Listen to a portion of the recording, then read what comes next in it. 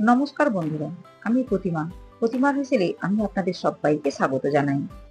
আম দিয়ে বিভিন্ন রকমের রেসিপি আমি আপনাদের সঙ্গে শেয়ার করেছি। আজ আমি পাকা আম দিয়ে আপনাদের সঙ্গে শেয়ার করব আরো একটি রেসিপি। আজ আমি আপনাদেরকে তৈরি করে দেখাবো পাকা আমের আইসক্রিম। আসুন দেখে নেওয়া যাক এই গরমে পাকা আম দিয়ে বাড়িতেই কিভাবে খুব সহজ উপায়ে আইসক্রিম বানিয়ে নেওয়া যায়। আমের আইসক্রিম বানাবার জন্য লাগবে পাকা আম। এর জন্য এখানে নিয়েছি দুটো পাকা আম। আমগুলো খুব ভালো মতো পরিষ্কার করে ধুয়ে নিয়েছি। এরপর আমগুলোর খোসা ছাড়িয়ে ছোট ছোট টুকরো করে কেটে নিতে হবে। এরপর গ্যাস ওভেনে একটা কড়াই বসিয়ে কড়াইয়ের মধ্যে নিয়ে নিলাম হাফ লিটার পরিমাণ আমুল দুধ। আর দেখুন দুধটা আমি ছাঁকনির মধ্যে নিয়ে ভালো করে ছেঁকে নিলাম। মিডিয়াম ফ্লেমে দুধ ঘন করে জাল করে নিতে হবে। 8 থেকে 10 মিনিট নাড়াচাড়া করে দুধ খুব ভালো মতো ঘন করে জাল করে নিতে হবে। আর দেখুন সাইডে যে সরগুলো জমেছে সেগুলো একটা চামচের সাহায্যে এভাবে করে দুধের সাথে মিশিয়ে নিতে হবে। দেখতে পাচ্ছেন সাইডে সরগুলো দুধের সাথে খুব ভালো মতো মিশিয়ে নিয়েছি। এরপর দিয়ে দিলাম হাফ কাপ পরিমাণ চিনি। দুধটা আরো একটু ঘন করে জাল করে নিতে হবে। এর জন্য মিডিয়াম ফ্লেমে রেখে আরো 3 থেকে 4 মিনিট ভালো করে ফুটিয়ে নিতে হবে। অন্যদিকে একটা বাটির মধ্যে নিয়ে নিলাম 2 টেবিল চামচ পরিমাণ ময়দা। এরপর ময়দার মধ্যে হাফ কাপ পরিমাণ জল দিয়ে ভালো করে মিশিয়ে নিতে হবে। দেখুন জলের সাথে ময়দা খুব ভালো মতো মিশিয়ে নিয়েছি। এখন এটা সাইডে রেখে দিতে হবে। দেখুন অন্যদিকে দুধটাও খুব ভালো মতো ঘন করে জাল করে নিয়েছি। এখন এই জাল করে নেওয়া দুধের মধ্যে দিয়ে দেব আগে থেকে তৈরি করে নেওয়া ময়দার মিশ্রণ। এরপর একটা চামচের সাহায্যে দুধ ও ময়দার মিশ্রণ ক্রমাগত নাড়াচাড়া করে নিতে হবে। মিডিয়াম ফ্লেমে ক্রমাগত নাড়াচাড়া করে নেওয়ার ফলে দুধ ও ময়দার মিশ্রণ খুব সহজেই ঘন হয়ে যাবে। এভাবে 1 মিনিট মতো নাড়াচাড়া করে নিলেই ঘন ও থকথকে একটা মিশ্রণ তৈরি হয়ে যাবে। দেখতেই পাচ্ছেন মিশ্রণটা ঘন ও থকথকে হয়ে গিয়েছে। এখন গ্যাসের ফ্লেম অফ করে মিশ্রণটা খুব ভালো মতো ঠান্ডা করে নিতে হবে। দেখুন মিশ্রণটা খুব ভালো মতো ঠান্ডা করে নেওয়ার পর অনেক বেশি ঘন ও থকথকে হয়ে গিয়েছে। এরপর একটা মিক্সি জারের মধ্যে নিয়ে নিলাম আগে থেকে টুকরো করে কেটে নেওয়া পাকা আম। দিয়ে দিলাম 2 টেবিল চামচ পরিমাণ গুঁড়ো দুধ।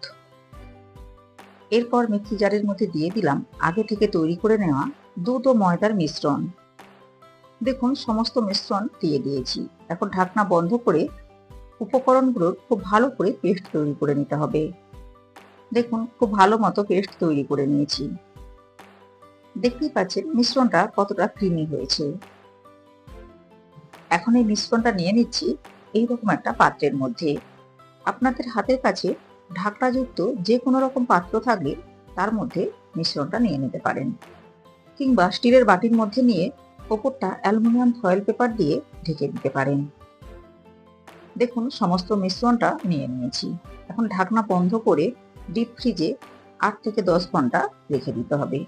এর মধ্যেই মিশ্রণটা খুব ভালো মতো জমে যাবে।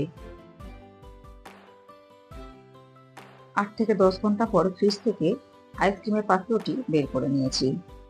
আর দেখুন আইসক্রিম খুব ভালো মতো জমেছে। আমি আপনাদেরকে একটা চামচের সাহায্যে কেটে দেখিয়ে দিচ্ছি আইসক্রিমটা খুব ভালো মতো জমেছে।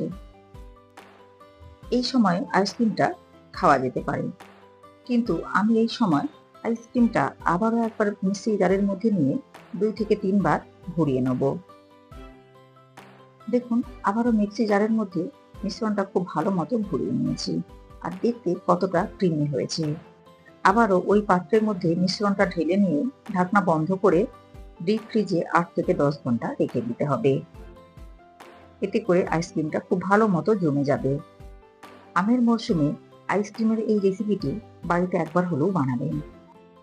আশা করি বাচ্চা বড় সবারই খুব পছন্দ হবে।